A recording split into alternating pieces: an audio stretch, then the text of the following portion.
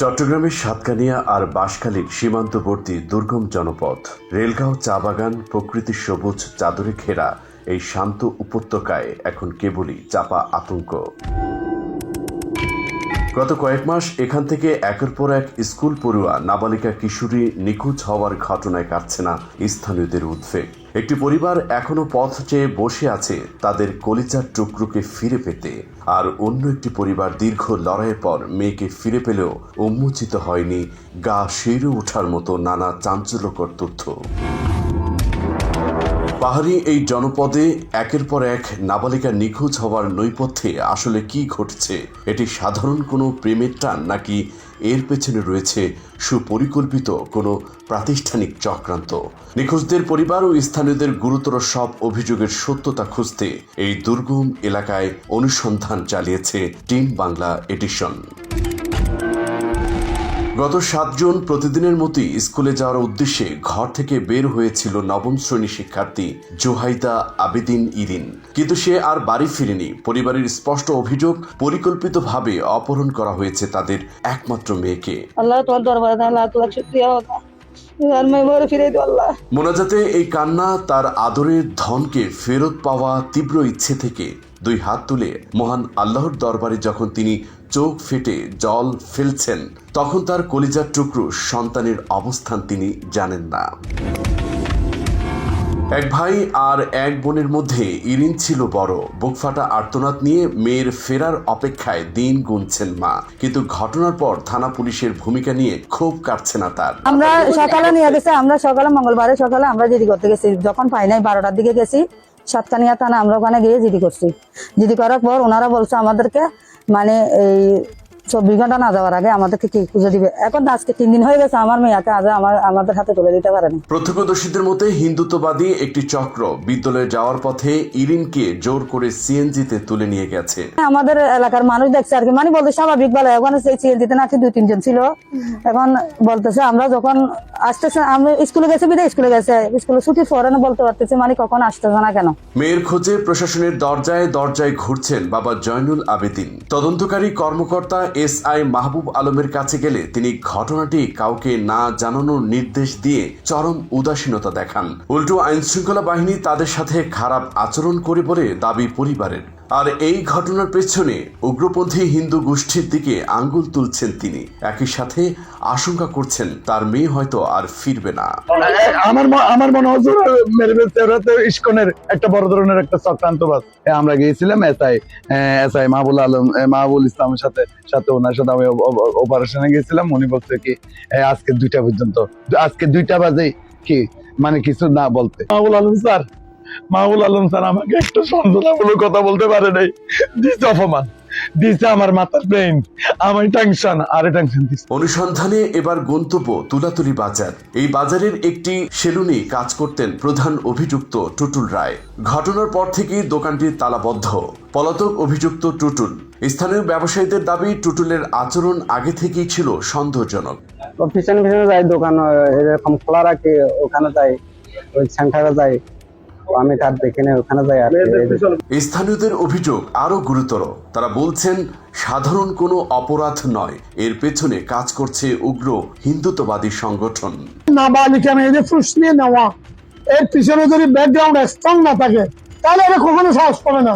যেহেতু এটা একটা মুসলিম প্রধান দেশ, অন্য ধর্ম থাকার এখানে সুন্দর পরিবেশ রয়েছে, এখানে হিন্দু মুসলিম দাঙ্গা নেই, এটা একটা শান্ত এলাকা।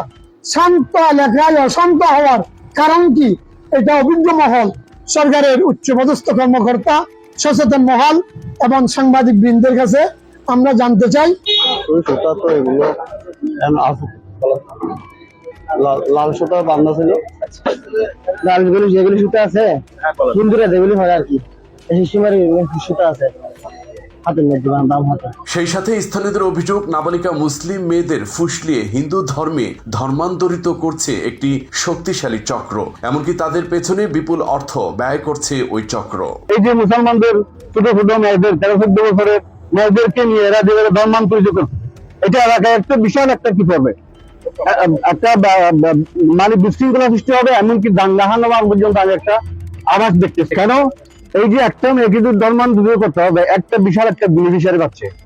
তারা ইসকনের সংগঠন থেকে এদের একটা সম্ভবত না হয় যে আমাদের এই গরিব ছেলে মেয়েরা এরা দিন মজুর মানুষ, অসহায় মানুষ, আপনারা দেখছেন রেস্টুরেন্ট দিতে খুব অসহায়, দিনে এনে দিনে খায়, এরকম লোকদেরকে টার্গেট করে এরা কি করতেছে, জন্মান্তরিত করতেছে। উত্তম বাবু আর সজল বাবু, উত্তম বাবু ওনার সাথে 2-3বার কথা হয়েছে, উনি কথা ঘুরাই বলে যে সীতাকুণ্ড আছে, শহরে আছে, হাতুমগঞ্জ আছে, এরকম বলে বলে আমাদেরকে ঘুরাইছে 2-3বার। এদিকে ত্রয়োদশ জাতীয় সংসদ নির্বাচনের পর থেকে মুসলিম মেয়েদের যেভাবে টার্গেট করছে একটি উগ্রপন্থী সংগঠন, তার ফলে এলাকায় যে কোনো সময় বড় ধরনের সাম্প্রদায়িক বিশৃঙ্খলা ঘটতে পারে বলে আশঙ্কা প্রকাশ করছেন আলেম সমাজ।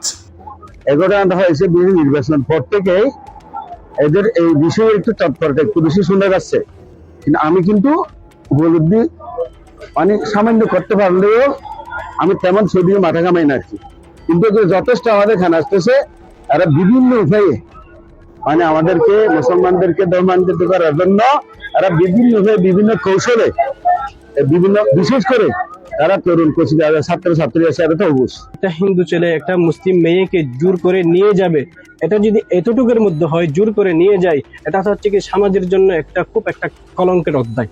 সেই সাথে এই উগ্রপন্থী সংগঠনের সব ধরনের কার্যক্রম নিষিদ্ধ ও বন্ধের দাবি জানায় স্থানীয়রা। আমাদের মুসলিম সমাজ একের পর এক নষ্ট হয়ে যাচ্ছে। মুসলিম নারীদের তারা টার্গেট করেছে, যেমনি কলেজের ছাত্রী, মাদ্রাসা ছাত্রী, স্কুলের ছাত্রী। মুসলিম সমাজ সুস্থার হতে হবে, মুসলিম সমাজ সুস্থারের মাধ্যমেই এই ইস্কনকে প্রতিহত করা যাবে এবং প্রতিরোধ করা যাবে। এবং আমি সরকারের কাছে জোর দাবি জানাচ্ছি ইস্কনের কার্যক্রম বাংলাদেশ থেকে যাতে বন্ধ করে দেওয়া হয়। ইরিনের ঘটনার সূত্র ধরে অনুসন্ধান চালাতে গিয়ে সামনে আসে আরো এক কিশোরী নিখোঁজের ঘটনা। চলতি বছরের 1 জানুয়ারি নিখোঁজ হয়েছিল 14 বছর বয়সী সাইমা আক্তার। দুর্গম পাহাড়ি পথ পাড়ি দিয়ে বাংলা এডিশন টিম পৌঁছায় সাইমার বাবা বাদশা মিয়ার ঘরে। মাত্র 3 মাস বয়সে দত্তক নেওয়া সাইমাকে বুক আগলে বড় করেছিলেন এই দম্পতি। কান্না ভেজা কণ্ঠে তারা শোনালেন সেই রাতের নির্মম গল্প।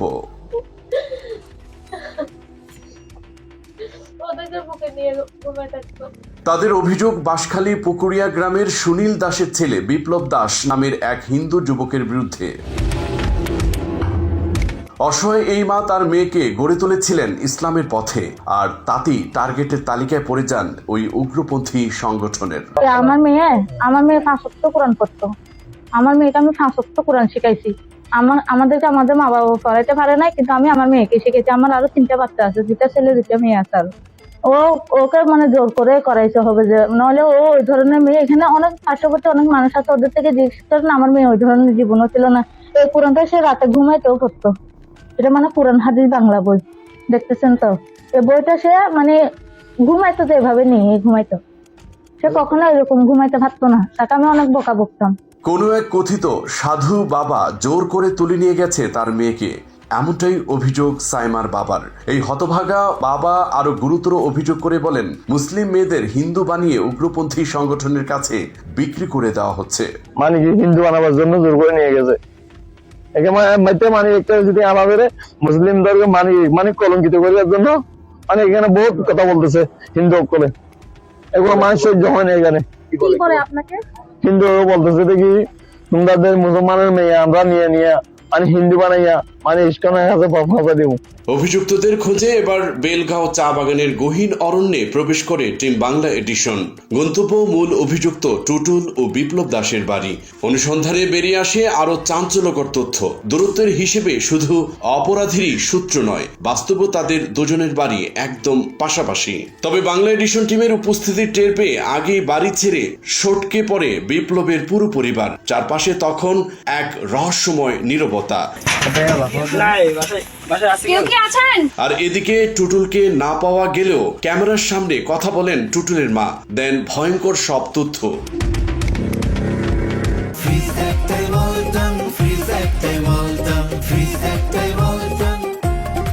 বন্ধনারায় কঠোর হিন্দুত্ববাদী গোষ্ঠীর সহযোগিতায় এক মুসলিম মেয়েকে নিয়ে পালিয়েছে টুটুল। একই সাথে টুটুলের মা বন্ধনারায় স্বীকার করেন তার ছেলে এই উগ্রপন্থী সংগঠনের সাথে জড়িত ছিল।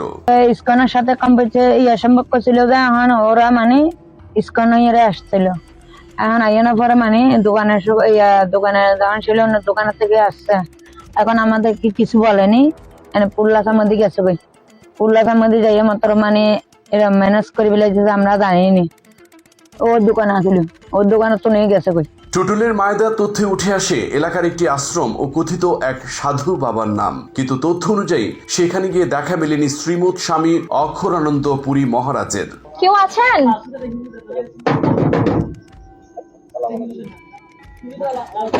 তো তালা মারি গেছে।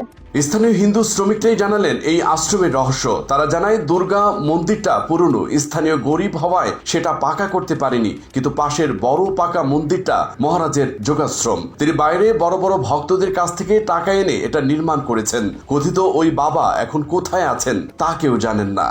সবাই দিয়ে অনুমতি টাকা টাকা আমরা দিই এটা এটা টাকা যেটা মন্দিরটা উঠতেছে এখন যেটা সাহায্য করে আনা উৎসব দেয়, উৎসবের মধ্যে আর 10 টিয়া করে সপ্তাহে হাটে।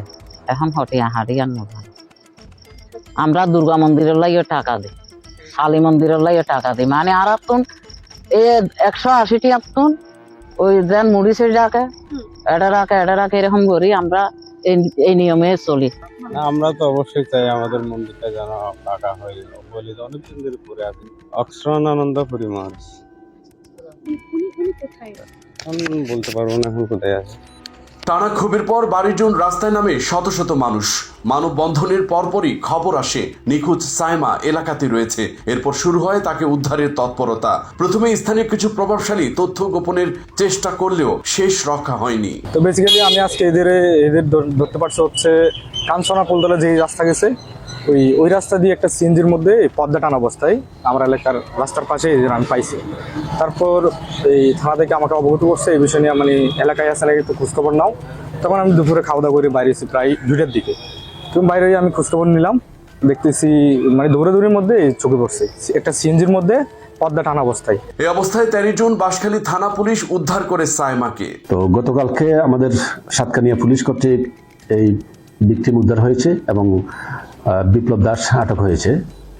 তো এটা সংক্রান্তে আমাদের বাঁশখালী থানায় অভিযোগ প্রাপ্ত হয়ে আজকে উদ্ধারের পর শুরু হয় নতুন জটিলতা। ভুক্তভোগী পরিবারের অভিযোগ পুলিশ মামলার মূল ধারা ধামাচাপা দেওয়ার চেষ্টা করেছে।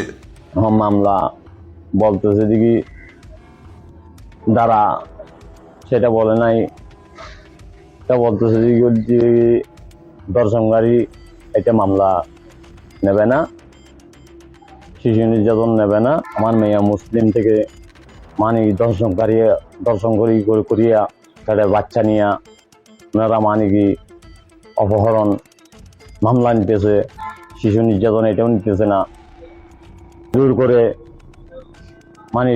আর স্থানীয়রা বলছেন সাইমাকে কৌশলে এই উগ্রপন্থী সংগঠনের লোকজন তাদের পরিকল্পনা অনুযায়ী ধর্ম পরিবর্তন করে ধর্মান্তরিত করেছে ও গর্ভবতী করেছে।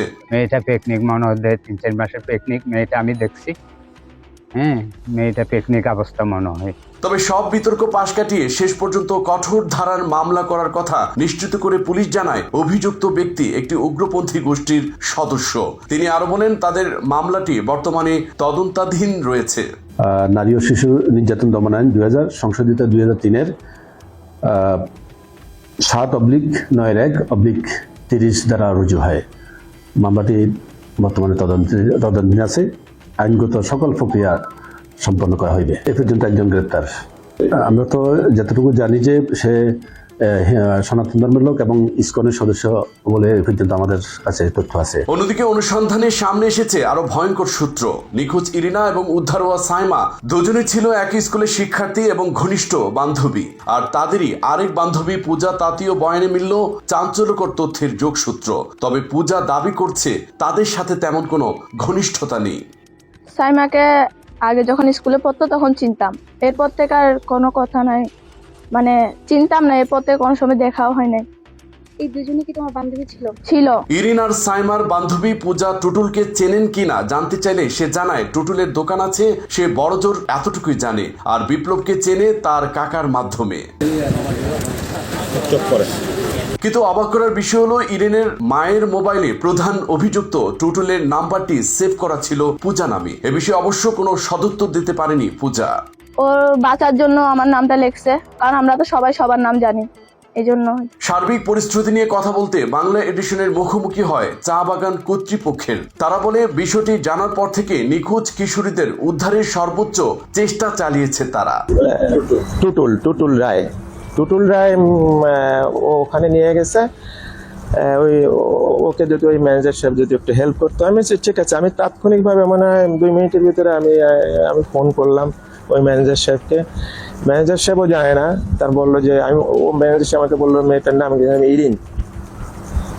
ইরিন বলার পরে বলে যে ঠিক আছে, আমি আসলে হেল্প করব। অনুসন্ধান চলাকালে টুটুল আর ইরিন উদ্ধার হয়েছে বলে জানা যায়। আইন শৃঙ্খলা বাহিনীর সর্বশেষ তথ্য অনুযায়ী তারা দুজনই এখন রয়েছে মিরসরাই থানা হেফাজতে। তবে ঘটনার নৈপথ্যে আসল রহস্য কি তা উদ্ঘাটনে তৎপর প্রশাসন। সাতকানিয়া থানা হয়েছে, আমার এলাকা হচ্ছে মিরসরাই। জি জি। তো জিডির মেয়েটার সম্পর্কে খোঁজখবর করার এক পর্যায়ে হচ্ছে আপনার আমাদের মিরসরাই উপজেলা ডাকবাংলো এলাকায় একটা বাসার দিক থেকে এদেরকে হচ্ছে স্থানীয় লোকজন করে উদ্ধার করে। আচ্ছা, এখন কিভাবে কোন সূত্র করে এটা আমরা জানি না, যেহেতু এটা পুরোটাই তদন্তের ভাগ ছিল সাতকানিয়া থানা পুলিশের উপরে। জি। পরে আমরা সাথে সাথে আমাদের মিরসরাই থানা থেকে পুলিশ দিয়ে তাদেরকে উদ্ধার করে এবং আমাদের থানা হেফাজতে রাখি। অনুসন্ধানে বিবি মরিয়ম, বাংলা এডিশন।